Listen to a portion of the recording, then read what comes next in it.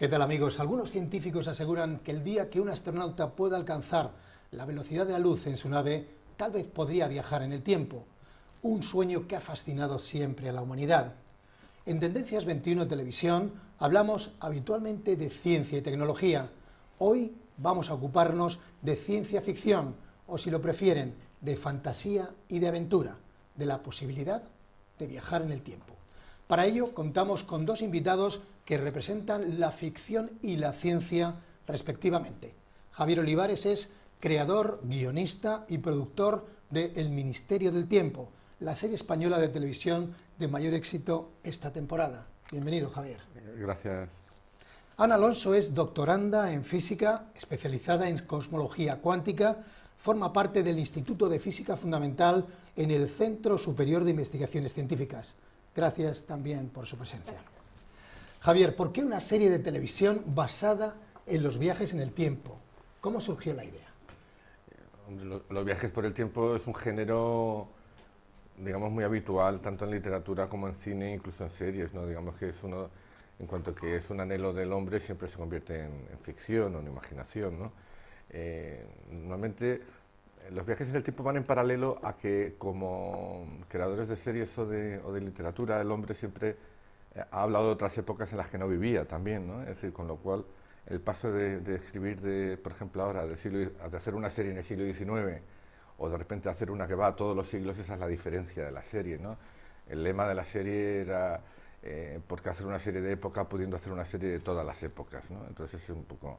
¿Y por qué? Pues porque desde críos, mi hermano Pablo y yo somos fans del fantástico y de la ciencia ficción y se nos ocurrió hacer una serie, digamos, de un género poco habitual en este país, ¿no? Es decir, en el sentido de que aquí en cine también, pero incluso en televisión, parece que si aparece Godzilla puede aparecer en Nueva York, pero si aparece en la Plaza de Callao la gente dice, ¿qué hace ese gorila ahí? ¿No? O sea, se asustan más que esté en Callao que sea Godzilla. No sé si... Entonces, claro, a partir de ahí creamos una serie que, por otra parte, digamos, para concretar, va a tener muy pocos roces con lo que tú digas, porque nosotros creamos un ministerio para que se mezclara lo fantástico con lo cotidiano del funcionario, ¿no? Es decir, es una mezcla de Doctor Who o de Torchwood con Berlanga. Y este es el contraste del ministerio, ¿no? En el sentido de que es, por un lado, viajes fantásticos por el tiempo, pero por otro lado es gente muy normal en una situación que no es nada normal, ¿no? Que es un poco la gracia, yo creo, de la serie. Doctor Alonso, ¿ha visto usted El Ministerio del Tiempo? Y si ha sido así, ¿qué le parece? Me gustaría conocer su opinión como espectador y después como científica. Bueno, sí que he visto la serie y como espectadora, bueno, no puedo separar espectadora de científica, pero en general la he disfrutado porque, bueno, siempre es interesante, ¿no? Ver cómo se exploran cosas científicas, temas científicos como los viajes en el tiempo a través de la ficción, y siempre la ciencia ficción tiene una cierta relación con ciencia, aunque no siga unos pasos científicos, porque explora las posibilidades y bueno, además, no sé, también históricamente es muy interesante y bueno, pasas un buen rato sobre todo. De todos modos, por concretar, el Ministerio del Tiempo es más fantasía histórica, sí, que ciencia ficción. Es decir, lo digo porque hay géneros y nuestra serie es más de género fantástico que de ciencia ficción, y de hecho huimos de lo que se llama la ciencia ficción hard, o sea, la dura, la técnica, la de explicar todos los pasos, porque nosotros en realidad es una fantasía, así que me voy a tener que llevar muy bien con ella, porque como no vamos a rozar, porque vamos por caminos muy distintos, claro, no hay problema. Sí, doctor Alonso, la pregunta es muy clara. ¿Es un sueño imposible viajar en el tiempo o hay base científica para que en un futuro se pueda ser una realidad? Pues yo te diría que no se puede viajar en el tiempo.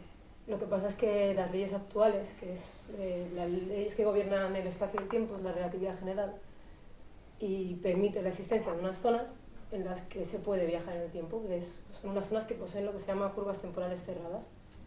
Entonces, matemáticamente está la estructura para que se pueda. ¿Qué pasa? Que cuando tienes en cuenta procesos físicos, empieza a fallar, metes los efectos cuánticos y parece ser que lo que sería el acceso a esas regiones, lo que serían en el Ministerio del Tiempo las puertas, son muy inestables. Entonces, en cuanto hubiera la más mínima alteración en la puerta, una vibración, un intento de abrirla, se destrozaría. Pero bueno, siempre también está la parte en física de intentar explorar el límite de las teorías, hasta dónde sí, qué pasa, qué paradojas puede haber, para poder entenderlas mejor y ver a dónde nos llevan, cómo se pueden solucionar también. A mí me encanta lo que dice, porque, claro, como mi serie tiene muchos, digamos, fans que entran en redes sociales y que comentan cosas y tal, yo recibo mensajes.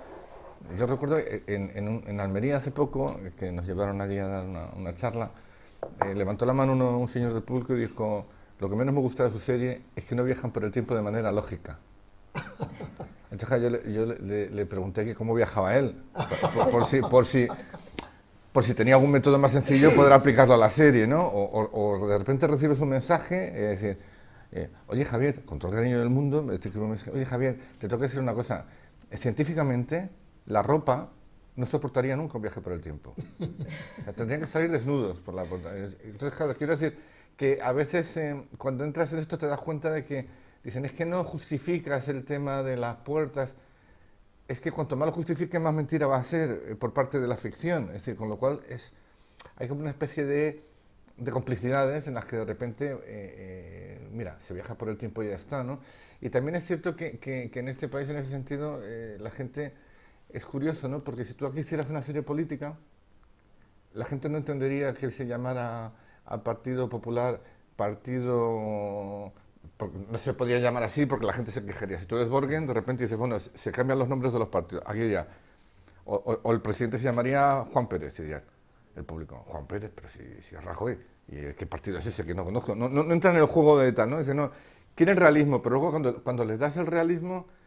Parece que se evaden, ¿no? Entonces, con la ciencia ficción es al revés, les das una convención para seguir y de repente hay mucha gente que en un momento dado empieza a analizar si técnicas y científicamente que no le estás explicando y se puede tragar perfectamente que un señor se meta en un agujero negro como en Interestelar y salga ese fue puro, no sé si me... Es decir, sí, pero eso también tiene la parte, yo creo, bonita o interesante de que te hace pensar, ¿no? Te lleva a pensar qué paradojas te puedes enfrentar, qué límites tiene tu conocimiento actual y no sé, la reflexión. Pues yo creo que si pasase esto tendría que pasar esto o pasaría lo otro. Eso también da mucho juego para reflexionar y también hacer ciencia. Sí, pero insisto, lo nuestro es más una fantasía que...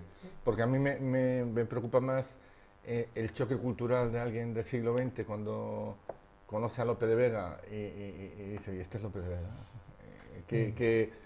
Que entrar en un terreno, incluso, bueno, estoy hablando de un ejemplo que es de comedia, pero a nivel incluso humano, el hecho de que la situación que casi todos los personajes de nuestra serie tienen de poder ver a gente querida que ya ha perdido, o tener una última charla que no se tuvo con alguien que tendrías que haberla tenido antes de su marcha, ese juego de emociones es lo que nos mueve, no un juego científico, dentro de que también cuanto más describes, más se te ve el cartón a nivel de ficción, ¿no? Y tienes que tener mucho cuidado en este género para que no, aunque ahora te tendré en cuenta, te llamaré para decir si me ve el cartón.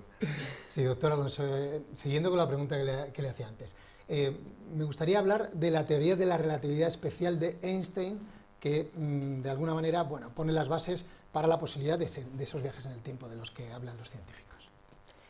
¿Qué es lo que dice esa teoría de la relatividad especial? Bueno, en general la teoría de la relatividad se utiliza más la general, que es cuando incluyes ya la gravedad, es la teoría de nuestro espacio-tiempo, ¿no? Y entonces establece un poco la estructura de ese espacio-tiempo, cómo funciona. Entonces es lo que te comentaba anteriormente, tú tienes un espacio-tiempo y según cómo sea, qué estructuras tengas, puedes tener una región en la que tengas unas zonas en las que puedes ir atrás en el tiempo, en el que hay como una posibilidad, un doblez ahí para ir atrás. Lo que pasa es que esos espacio-tiempos, esas estructuras, tienen unas propiedades muy exóticas dentro de la física que no tienen ahora mismo cabida actualmente. ¿Y en teoría sería más fácil viajar al futuro que al pasado o da igual? Bueno, al futuro viajamos todos los días, ¿no? Poco a poco. Me alegra que digas eso, porque ese es el espíritu de la serie, aunque la gente no lo entienda. Muchas gracias. No lo podría haber definido yo mejor. No, de verdad, no lo digo sin broma, porque la gente dice, si se puede viajar al pasado, ¿por qué no viajáis al futuro? Y yo le digo, no, si el futuro es mañana por la mañana. Sí. que no te tomes un café. Es decir, sí, pero ¿por qué no puedes ir 30 años atrás o 30 años adelante? Primero porque esta serie que es, digamos, tiene un concepto literario en escritura, porque hay un concepto de escribir antes de filmar, tiene referentes que desde un Yankee en la corte del rey Arturo de Mark Twain o por ejemplo Las puertas a nubes de Tim Powers son grandes obras maestras que se viaja hacia atrás, no hay, y también porque en nuestra serie el componente histórico es muy muy importante, con lo cual si tú viajas hacia atrás es una historia que ya se ha escrito, pero si me pongo a viajar hacia adelante, la historia con mayúscula me la tengo que imaginar. Ya te metes en ciencia ficción. Ahí sí, es totalmente. decir, o sea, dentro de que es fantasía, hacia atrás jugamos con la realidad. Mientras que si vamos a futuro, yo tengo que construir la fantasía y una nueva realidad. Y deja de ser una serie con componentes históricos. Hay una teoría que no sé el autor, pero que tú lo sabrás segurísimo, que es esa del barco, la idea del barco que va avanzando y que, digamos, que la prueba del barco es la que va yendo hacia, que a partir de ahí se va creando el futuro y que lo que hay detrás son ondas que, o posibles, digamos, del pasado, que tú puedes volver hacia, el barco puede dar la vuelta, pero si no avanza ni un metro, ese metro es el que te queda por descubrir en el futuro, ¿no? Y nosotros, digamos, el día a día es el futuro, el presente es el primer momentito del futuro, mientras que a nivel histórico vamos hacia atrás, pero hacia adelante. ¿Tú te imaginas que de repente yo tuviera que empezar a crear, a imaginar las relaciones de Alemania y España, que espero mejoren, en el 2090? Ya. Esta es una de las razones, Javier, entonces, de que una de las Esta reglas... es otra serie. Ya. Es una de las razones de que una de las reglas de la serie es que no se puede viajar al futuro y otra regla es que no se puede intervenir para cambiar la historia, en principio. ¿Por qué poner límites a la aventura y a la diversión? Lo primero no es una regla.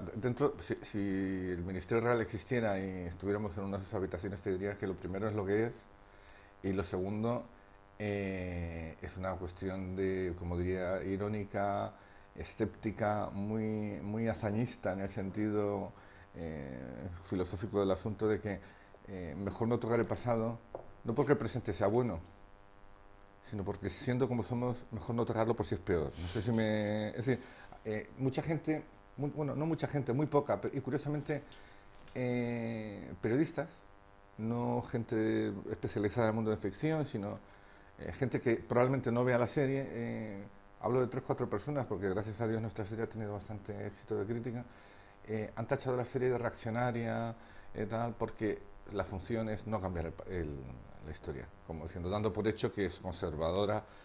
El que vea la serie se dará cuenta que a partir de los 8 capítulos es todo lo contrario, es las dudas que generan los protagonistas si están haciendo bien no cambiando el pasado. Esa duda es lo que va llevando todo el camino de la serie.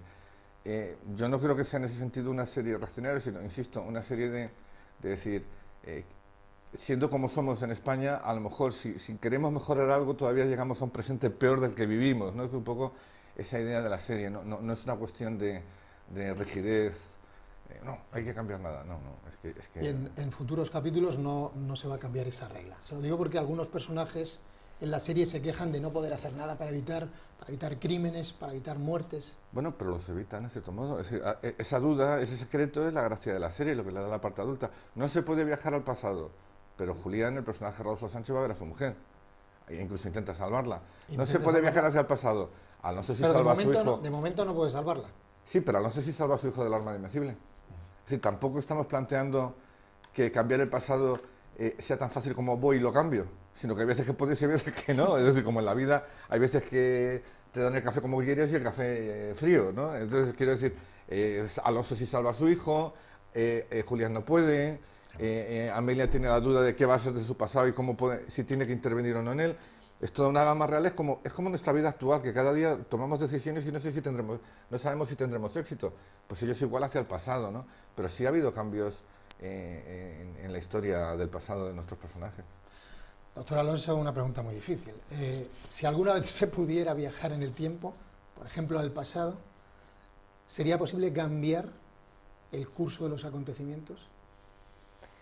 Bueno, como he comentado antes... Hay muchas teorías al respecto. Sí, siempre una teoría que en física intentas buscar los límites de la teoría, qué paradojas puede haber, entonces sí que se ha trabajado mucho con sí, se ha trabajado con lo de los viajes en el tiempo y ver qué pasaría. Y hay distintas teorías. Una de ellas aboga por la autoconsistencia de las historias. Dice que si tú viajaras al pasado, sería de tal forma que no cambiarías absolutamente nada, Sí. que sería igual. Pero sin embargo otra de ellas te dice bueno, que a lo mejor es una interpretación de la mecánica cuántica, se llama la interpretación de los muchos mundos de Everett, que dice bueno, que cada evento que sucede, lo que pasa es que se bifurca en dos el universo. Por ejemplo, cuando la historia del gato de Schrödinger, que si está vivo o está muerto, bueno, pues está vivo o está muerto, tú puedes coger una rama del universo u otra. Entonces lo que dicen es, sí, bueno, viajas al pasado y modificas, y si en esta el gato estaba vivo, pues si tú lo matas, te has ido a la otra rama. Entonces sí podrías modificar el pasado cogiendo otra rama. Un poco Fringe, la serie Fringe. No la he visto. Claro, lo que pasa es que es curioso, ¿no? Porque yo he leído más o menos, no a tu nivel, todas esas teorías. ¿Te has documentado bien? Sí, pero al final te documentas y te das cuenta, como escritor de ficción, te das cuenta de que son teorías científicas que al final son tan ficción como las series que yo hago. Es decir, vamos a ser pragmáticos. Ante un hecho imposible que tú mismo acabas de decir, toda elaboración teórica que se practica a partir de ahí entra dentro de lo imaginado o de lo imaginable, ¿no? O por lo menos esas teorías pueden hablar de lo que no es posible. Nada más, pero no de lo que es posible. Pero no de lo que es posible porque es un terreno que ya previamente sabes que físicamente es imposible realizar un viaje por el tiempo. Físicamente, ¿no? Tienes una pequeña opción que sabes que es imposible, pero que no está demostrado. O sea, entonces exploras todas esas posibilidades. Pero en cuanto que no está demostrado, no está hecho. En cuanto a teorizar a partir de ahí, es pura teoría que, de cierto modo, cae en el terreno no de la ficción, porque hay unas tesis. O sea, esas teorías se basan en unos componentes científicos posibles, y yo me tengo que basar en unos componentes de ficción posibles para generar una historia, pero estamos ahí empatados porque ni el científico ni el guionista viajamos al futuro. En ese sentido, sí. Entonces, a partir de ahí, sí es cierto que tú puedes tener una coherencia en la narración, es decir, si tú te has autoimpuesto unas reglas, no puedes cambiarlas por otras. Si tú hacemos unas teorías, no puedes cambiarte por otras. Esa es la coherencia de la ficción, mientras, digamos, la coherencia de la ciencia, por supuesto, es mucho más consistente y cada cual va por un lado, ¿no? En la literatura, en el cine, en la televisión, casi siempre se ha elegido para viajar en el tiempo el recurso a la máquina. Estoy pensando en Regreso al futuro, en La máquina del tiempo de H.G. Wells. Usted ha optado por recurrir a las puertas del tiempo. ¿Por alguna razón especial? ¿Porque es más fácil el rodaje? ¿Era más sencillo? Eso por supuesto. Pero de todos modos, aunque hubiera tenido, ojalá lo tuviera incluso ahora, el doble de presupuesto, yo habría hecho un mecanismo así de sencillo. Por una razón, porque no le tengo que explicar nada al público. Mientras que si yo tengo una máquina, ya entro en lo que decíamos de la ciencia, cómo es la máquina, cómo se mueve. De hecho, hay un momento en que se encuentran unos americanos que viajan por el tiempo y ellos sí lo hacen por energía nuclear, en homenaje al túnel del tiempo, que era una serie que hacía eso. De todos modos, la puerta, insisto, hay una novela que se llama En cualquier lugar del tiempo, que se hizo una película en la cual, de hecho, él se viaja por el tiempo por concentración mental. En otros casos se viaja por el tiempo por un golpe en la cabeza, Life on Mars. En otros casos el armario ya existe, desde Mortadelo y Filemón, que tenía el armario del tiempo, del año 70, por cierto, hasta si ves una película que se llama About Time, que es los varones de 3 generaciones de la misma familia pueden viajar por el tiempo, encerrándose en un armario, concentrándose y abriendo la puerta. Es decir, son convenciones una literarias, pero no somos pioneros en nada, en ese sentido, en el mecanismo, ¿no? Y las puertas de Anubis, insisto, también hay un concepto así. No, pero aunque ya te digo, yo creo que como manejamos el tema más de lo fantástico que de la ciencia ficción, cuanto más aparataje hubiera, más tiempo perdía en explicar cosas que además a lo mejor no le interesaban al público y no llegaría a lo mejor a tanto público. No sé si me... Sí, doctor Alonso, hablando sobre esto, la utilización de una máquina del tiempo en vez de puertas tendría más base científica. Estoy pensando, por ejemplo, en los agujeros de gusano o en el túnel del tiempo. Pues yo pienso que las puertas que utilizan en el Ministerio del Tiempo estaría más relacionado con lo que sería, en tono de ficción, un agujero de gusano, sí. Que es, yo creo, que uno de los mecanismos más recurrentes en física para estudiar los viajes en el tiempo. Y bueno, como has dicho, consiste en un túnel espacio-temporal entre dos regiones, como en este caso serían las puertas, con una puerta de entrada, una puerta de salida, allí son bocas del agujero de gusano, y un recorrido que podrías transformar en máquina del tiempo. Es un objeto puramente teórico, pero factible dentro de la física, con una estructura muy exótica. Pero bueno, es uno de los más utilizados en esta historia del estudio de viajes en el tiempo. Y tendría esa relación con las puertas. Como he dicho, tendría una estructura súper exótica dentro, una materia que no es como la ordinaria que conocemos, y al intentar entrar por la puerta se destrozaría. Y saldrías desnudo, Como decíais. A lo mejor pensaban eso, no lo sé. No sé qué querría el ¿Qué espectador. pensaría? Hombre, también luego hay un tema muy gracioso, ¿no? Había una película de cine independiente americano de viajes por el tiempo en la cual viajaban por el tiempo un minuto o 2 minutos, no recuerdo, o sea, que toda la ciencia que hacían y tal era para un pequeño desplazamiento. Es curioso que aparte de la posibilidad no científica de viajar por el tiempo, está la ilusión. Esto es como los locos, ¿no? que dicen que ha sido en el pasado alguien, que dicen, yo he sido Napoleón, yo he sido Nerón, yo he sido Cleopatra. Nunca ha sido el taquillero de un circo romano, un panadero en la Edad Media, siempre ha sido gente importante, con lo cual, si verdaderamente fuera verdad, si viajáramos al pasado estaría lleno de miles de Julio César, miles de... porque nadie se anda encarnando en alguien vulgar en el pasado, ¿no? Entonces pasa lo mismo muchas veces con la ficción, ¿no? Es decir, que evidentemente para atraer al público, cuando viajas al pasado siempre vas a un hecho histórico importante, ¿no? Nosotros eso lo salvamos porque como ya elegimos el hecho histórico concreto antes, no te topas con él de sorpresa, ¿no? Hablemos, si le parece, de la serie, del éxito de la serie.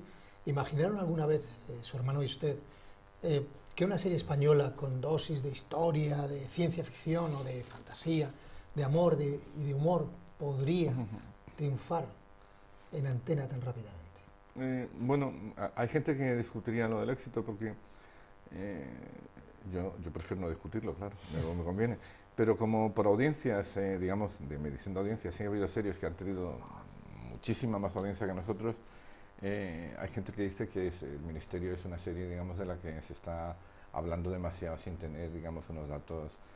Hablo de la audiencia que se tiene al día siguiente después de la emisión, ¿no? Que se puede ver en cualquier medio especializado. Yo creo que el Ministerio del Tiempo sí ha tenido un gran éxito y ha demostrado una cosa muy curiosa, ¿no? Que hay miles de personas que ven la televisión, pero no ven, que ven series, pero no las ven en la televisión. Las ven en la página web al día siguiente, las ven en su ordenador, las ven de mil maneras, en los smartphones. de mil maneras, y curiosamente ese tipo de gente, de público que es joven y a veces no tan joven, que es abarca desde los 15, 16 años a los 40, 50 de una manera normal, y luego algún explorador del señor mayor que sí todavía se maneja en ordenador, pero es un público masivo. Ha planteado con esta serie algo muy curioso, ¿no? Que es, por ejemplo, en la página web de Televisión Española, donde se puede acceder a verla online, hay capítulos que con IPs individualizadas superan el 500.000 de visualizaciones, es decir, que no se repite la IP, se contabiliza una IP, no se vuelve a repetir.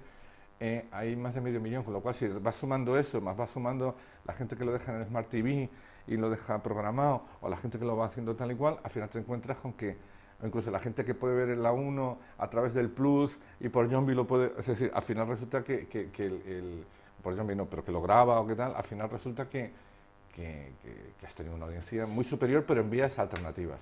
A mí me da la impresión de que es una serie que ha tenido mucho éxito de público y que además se ha convertido en una serie de culto. Esa es mi impresión. Ana, la serie se permite licencias como que funcionen los teléfonos móviles entre distintas épocas, aunque no haya wifi ni por tanto cobertura. Esto supongo que científicamente es absolutamente imposible. Bueno, en el caso de que, suponiendo que existieran las puertas perfectamente... Y suponiendo que se pudiera viajar por el tiempo, si todos los pasos previos son mucho suponer, ¿qué más da suponer un poquito más? ¿No? Aquí en vale el caso todo, de que estuviera todo. así y existieran las puertas y fueran totalmente estables, se consiguiera hacer ese túnel de manera estable con esa estructura exótica, la radiación electromagnética, las ondas, tendrían que viajar a través de la puerta. O sea, podrían pasar igual que pasan las personas, ¿no? A través de la puerta y llegar a... No te olvides que hay ministerios en épocas pasadas. El ministerio convive el de 2016 con otro ministerio que está en 2015, en 2014, así hasta que se funda en época de Isabel. Se puede viajar por ministerios y dejar allí baterías, no sé qué, tal igual. Tampoco es tan complicado. Javier, supongo que ya está trabajando, sabemos que está trabajando en la temporada que viene. ¿Puede adelantarnos alguna clave de lo que podremos ver próximamente dentro de unos meses? Bueno, puedo adelantar que estamos sufriendo mucho porque tenemos un presupuesto ajustadísimo y más todavía. Y bueno, la serie no va a variar, es decir, la serie se va a basar en mezclar géneros, en el sentido de, viajando por el tiempo, ir a momentos históricos concretos con personajes muy conocidos y a veces ir a una época sin que haya un personaje conocido, ¿no? Porque por mucho que le demos importancia a la historia y a los personajes históricos, al final los protagonistas de una serie son sus protagonistas. Y el público quiere ver cómo van avanzando sus historias personales, sus choques y demás. De personajes históricos, pues hombre, te puedo avanzar que vamos a hablar del Cid Campeador y de ese concepto de historia o leyenda, Sí, que es muy... Y luego, pues hombre, evidentemente hablaremos también de Cervantes. Hablo en cuanto a personajes conocidos para que la gente, que es lo que quiere, o de Felipe II, pero bueno, ya lo verá la gente.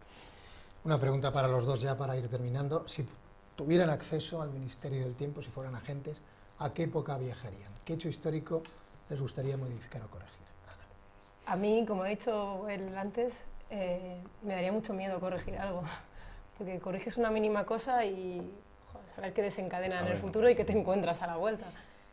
Pero si pudiera viajar, yo creo que me convertiría en una turista habitual, porque eso de conocer épocas pasadas y los personajes y ver cómo vivían y qué pasaba me parece Las Puertas de Anubis interesantísimo. es eso, es una empresa americana, Darrow, a la que se homenajea en el ministerio, por cierto, en la que de repente la gente muy adinerada puede viajar hacia épocas concretas. De hecho, la historia principal de Las Puertas de Anubis es que van a conocer al propio Dickens a su época.